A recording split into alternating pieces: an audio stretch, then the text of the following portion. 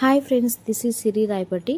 ఈరోజు ఇంకో వీడియోతో మీ ముందుకు వచ్చాను. ఏంటంటే ఎర్ర కందిపప్పు ఎలా చేయాలనేది సింపుల్గా ఈ వీడియోలో మీకు చూపిస్తాను.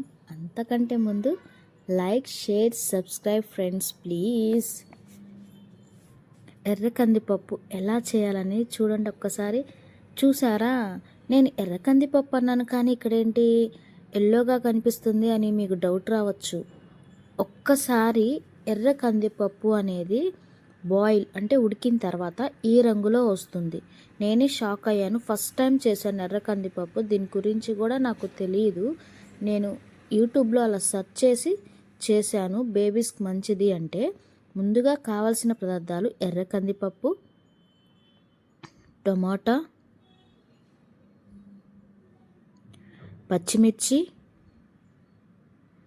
ఆనియన్, పసుపు, తాలింపు గింజలు, కరివేపాకు,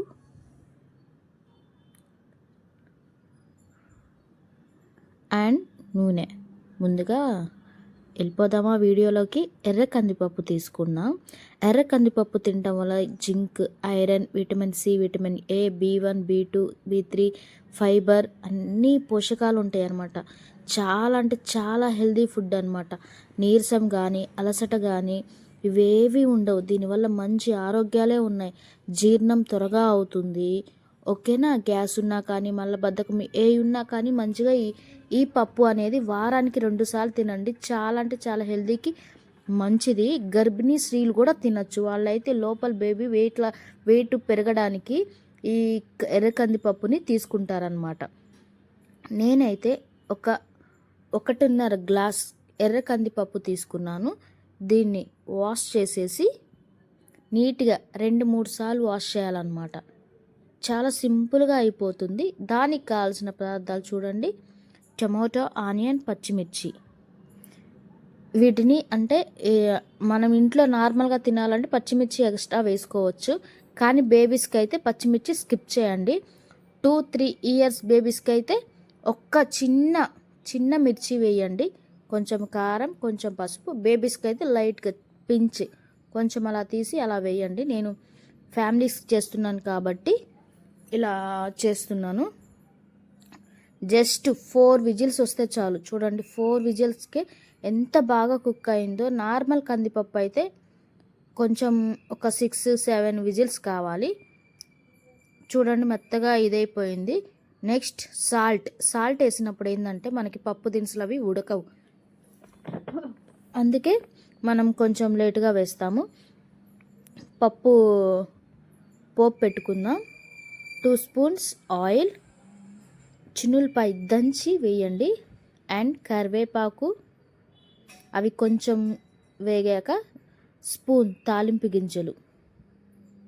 నేను అన్నీ మిక్స్ చేసేస్తాను. తాలింపు గింజలు కొందరు ఏంటంటే సింగిల్ అంటే జీలకర్ర అట్లా వేస్తారు. నెక్స్ట్ ఎండుమిర్చి ఒక 2. అవి బాగా కొంచెం వేగాక ఆనియన్స్ ఆల్రెడీ మనం వేసుకున్నాం కాబట్టి వేసుకోవాల్సిన అవసరం లేదు. నెక్స్ట్ రుబ్బు పెట్టుకున్న పప్పును వేసుకుందాం. నెక్స్ట్ చూసారా, ఒక్కసారి చూస్తుంటేనే ఎంత బాగుందో. చూడండి, నేను ఫుడ్లో వేసుకొని చెప్తున్నాను. వేడి అన్నంలో 2 స్పూన్ వేసుకొని, నెయ్యి అనేది చాలా మంచిది. చాలా పిల్లలకి కూడా హెల్దీ అనమాట. చాలా అంటే చాలా మంచిది. మా బాబు ఈ పప్పు కూడా తింటున్నారు. కానీ మిర్చి అనేది అన్నీ వేయను. నేను సింగిల్ మిర్చి మాత్రమే వేస్తాను. బేబీస్ అంటే కొంచెం కారంగా ఉంటుంది అని.